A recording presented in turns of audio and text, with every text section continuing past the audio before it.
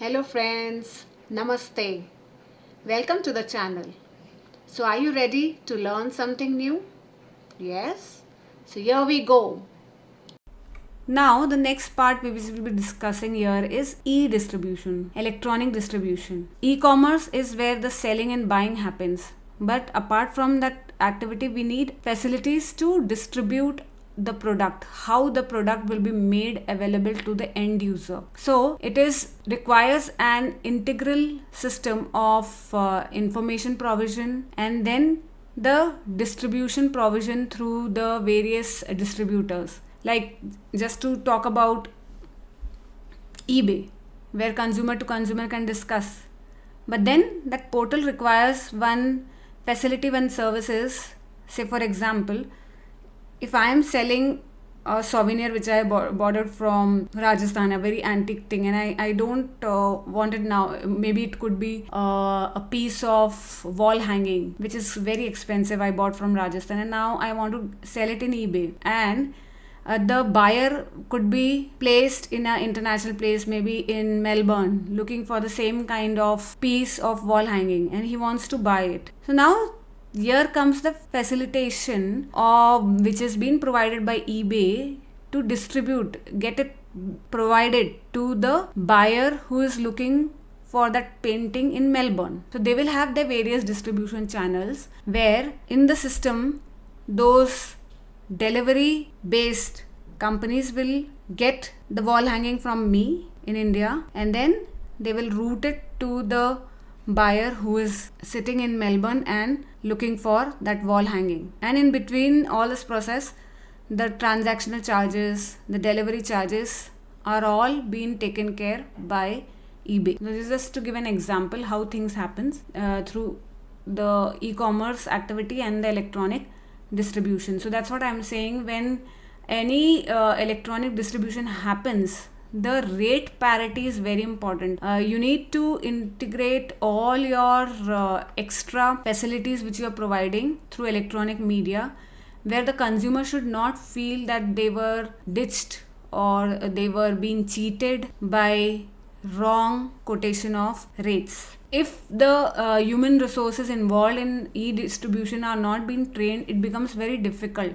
So a person who is good at technology, who knows how to handle various web-based applications, should be employed to handle the e-commerce activity. Now, as it has been mentioned here, that the various challenges which are being faced because of electronic distribution is the company needs to channel their various networking system properly, because any person sitting at one end, just now I gave example of a person sitting at Melbourne looking for a product available in India or vice versa. So they need to have that kind of networking system in their operations. The electronic distribution system has become so complex with vast available of resources on one plate. So you need to know who is the right service provider and whose service has to be selected. Then it has the person, the company who are dealing with e-commerce and e-distribution should be responsive to the market.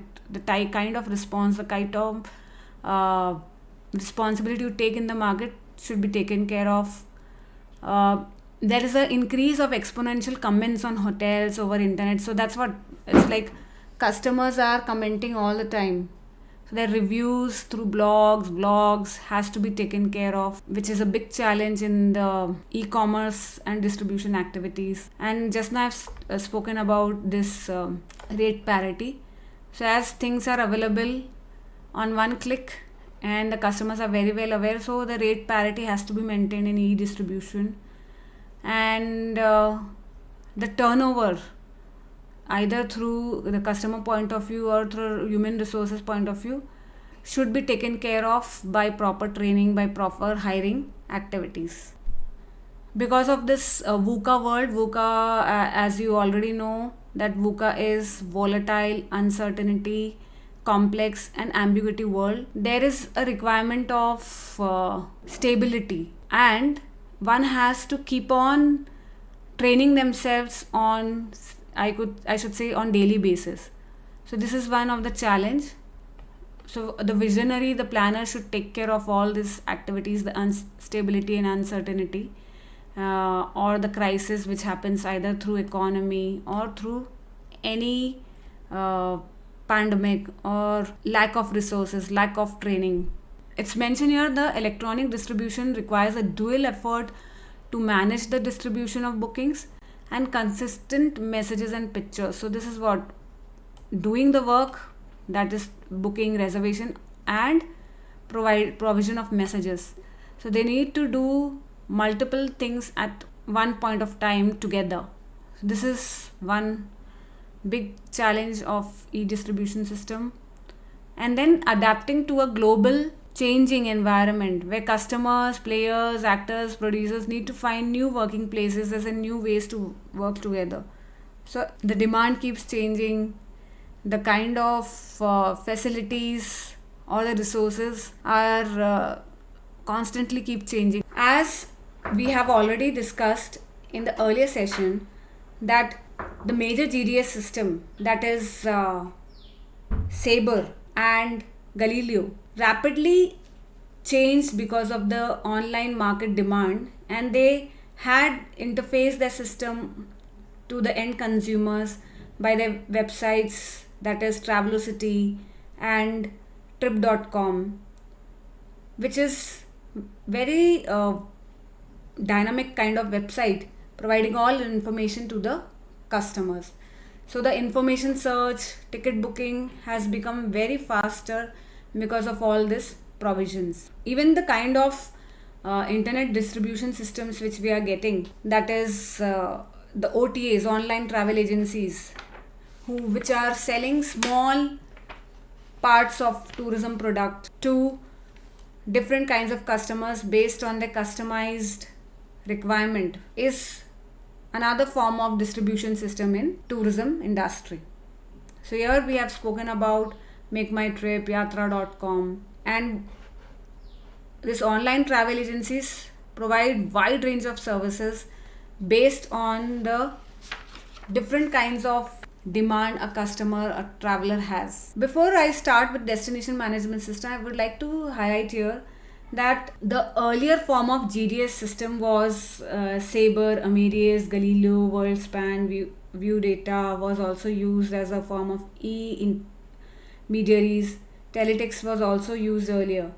And the new form of e-tourism, e-intermediaries is that all these GDS system has come up with their customer base interface system of trip.com. They have come up with their own airfrance.com, that is the airlines has providing their own websites. Orbitz.com. Hotels have their own websites. The various destinations has their own websites.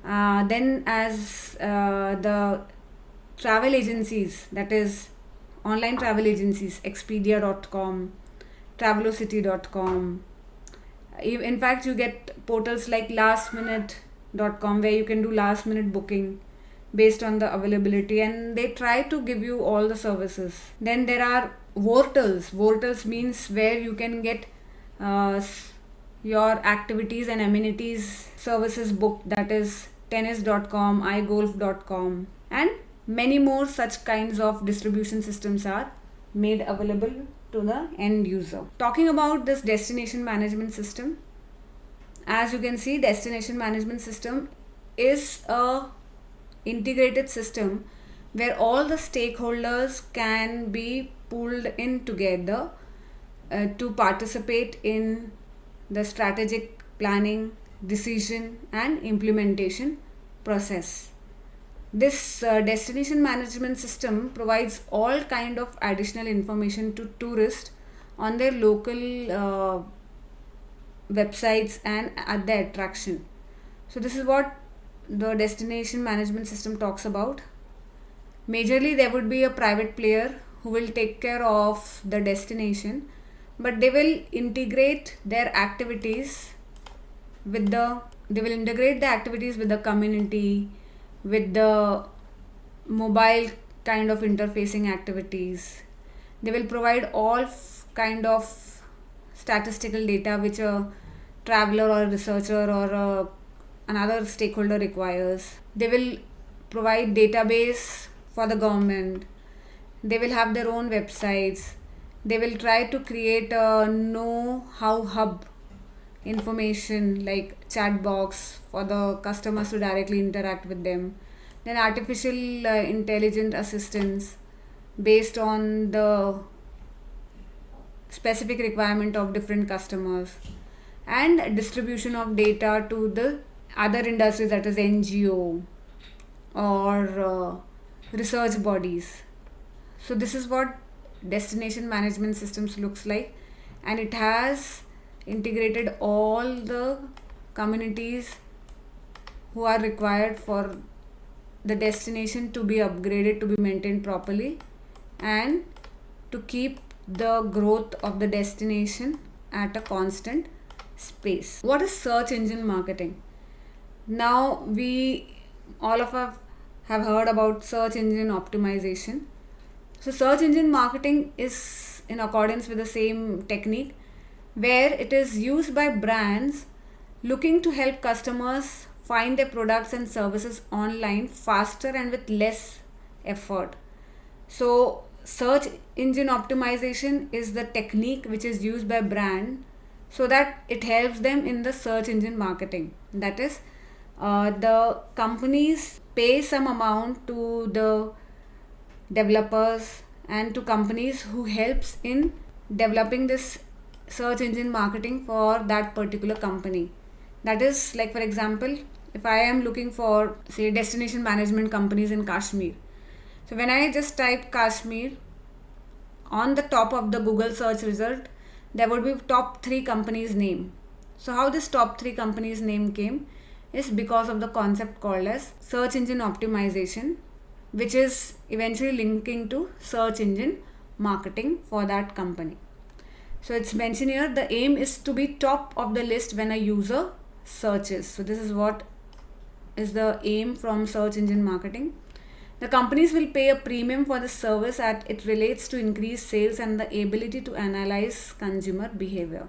So they pay to the various database developers and service providers to make their company on top of the search list. The next outcome of this session would be understanding the various forms of web evolution. That is how the internet has evolved. That this World Wide Web was initially invented by, I hope you would be knowing about this person, Tim Berners-Lee. Tim Berners-Lee in 1989, he started with World Wide Web when he was working with a company with lots of data. So he felt the need of integrating the whole data and putting it at one place. And then in gradual years, this particular video is of the year 2014, where World Wide Web has completed 25 years of their journey, of its journey. Earlier, the web was in developing phase, and it was a very static type of content. In Web 1.0, we saw the emergence of e-commerce activity, but still it was static, where the user cannot provide their content or interact with the companies. In Web 2.0, we saw that it was user-generated content, where the user themselves can write reviews, interact, and put their stories, blogging, and various YouTube videos have become so easy, made so easy for anyone to do it. And what in this video is shown is about Web 3.0. How it will work. It will work through the IoT medium, that is Internet of Things.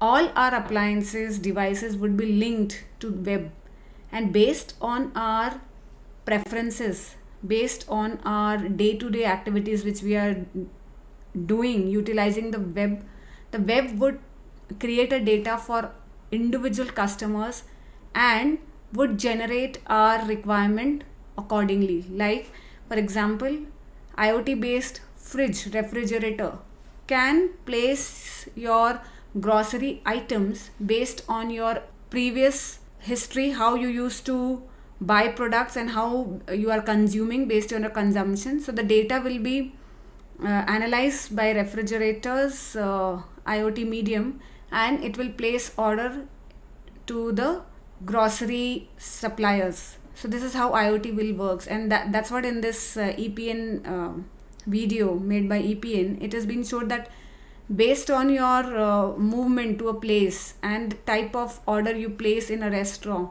your itineraries would be created by the web itself. So this is how things will be stimulated, things would be changed, and we will get everything made available on our plate. So I've already spoken about Web 1.0, Web 2.0. So here in simple words we will try to understand. Web 1.0 was only read-only web. It was like a static kind of web. Please excuse me for the kind of my doodling activity here. So this was a static web. Then the other thing was in Web 2.0, you can see that it was read, write, publish. So the user generated content started emerging. And Web 3.0 is where it is read, the user can write also, and it will execute based on your personalized data, whatever personalized search you have, based on your tailor-made activities, which the web itself will do it. Now the next upcoming webs which we'll see soon is the mobile based web, where things will happen mostly by mobile. So mobile will be helping us to connect with all devices in the real time processes, and anything which is required would be made available there in our mobile. And Web 5.0 would be more of emotional web. So based on the emotional usage and emotional need of the user, the content will be made available to the user, that is called as emotional intelligent web, which would be the next web, and we will soon see it in another 5 years of time. So this is the differentiation of Web 1.0, Web 2.0 and Web 3.0. I have already explained the first element, that is Web 1.0 is mostly read only. Web 2.0 is read, write content, and Web 3.0 is portable and personal through the mobile based, that is Internet of Things which we are hearing. Web 1.0 was company focus, whereas Web 2.0 is community focus, that is the user oriented, and Web 3.0 is individually focused. So this is another difference which we need to understand. Web 1.0 was mostly from the company's home pages, their website. Web 2.0 is user generated, the blog, the Wikipedia, Wikicommons content. Whereas Web 3.0 would be like from mobile live streamings, the Waves apps which are made available. So this is what we can see here. Now Web 1.0, it was mostly the content was owned by the company, whereas Web 2.0 it's a sharing content by the users and the company, whereas Web 3.0 is consolidating content based on the end user. Web 1.0 was in the form of the web forms, that is static forms. Web applications are used in Web 2.0, which is like through these system RSS, that is rich site summary, and it is like instantly the information is being displayed at the other person's, the other service provider. So XML is called as extensible markup language, which has been used in Web 2.0, whereas in Web 3.0 it is the smart application. So this smart application is through the format which is called as resource description framework, where the things would be made available based on the end user's requirement. As well as the other format is web ontology language, where based on the kind of search emotions which are being used by the end user, things are made available. Here in Web 1.0 it was just a directory format in the static way.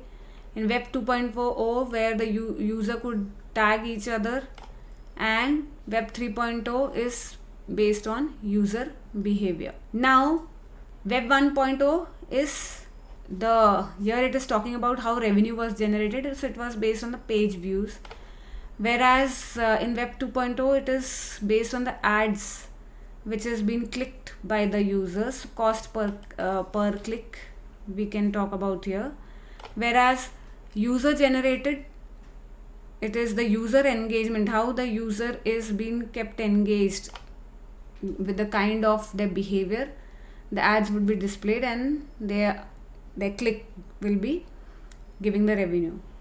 Here the marketing was through banner advertising, whereas in Web 2.0 it is interactive, and in Web 3.0 it is behavioral, based on the emotions and the requirement of the end user. The examples of the webs is, earlier we could find Britannica online where it was static with one information, Wikipedia where the user can edit the content, and Web 3.0 which we'll soon see, it's based on the semantic, the IoT kind of content which we get. So this is the differentiation of various webs. I hope it would be little useful for you all to understand, because based on evolution we can figure out what would be the future.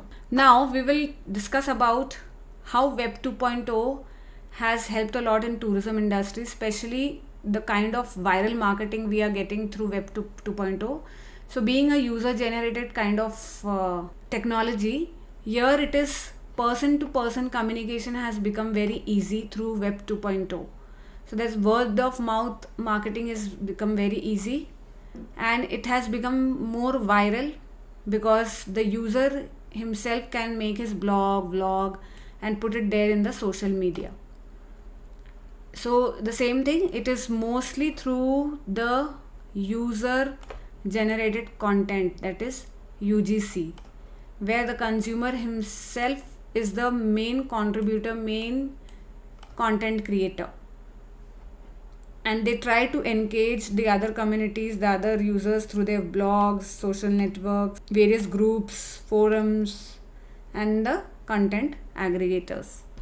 So as we have already learned, Web 2.0 has played a very vital role in the kind of new digital culture which is created online, where in YouTube we could see lots of vloggers coming up, putting up their videos about a place, trying to influence other people to go and visit the place. So the promotion of places has become very easy. Even there are bloggers who talk about the pros, cons of visiting a place, how to visit a place, which are the various services which should be utilized. And in blog category also there are kind of influencers who influences the masses to buy particular products. So in the last decade it has been seen that the kind of Web 2.0 influences in the market is very, very strong in India. So I've already spoken about the impact of blogger, how they are able to write their own personal opinions and make people understand. In fact, they are able to educate people as well. Then there are various technologies which has helped a lot for the end customers to understand about the product and experience it before visiting a place. Specifically about the VR technology, that is virtual reality technology, and we should definitely talk about Marriott Starwood's Aloft, where this virtual technology is being provided to experience the room before visiting the place. And even Thomas Cook SOTCs are utilizing VR technology for major destinations, big destinations, to influence buyers to buy their product. Even cruise liners like Royal Caribbean are offering VR tours for their Tirun cruise liner, which is one of a big form of cruise liner. And we need to definitely talk about this post COVID-19 impact, because now this meeting, incentive, conference, exhibition has turned to virtual conferences.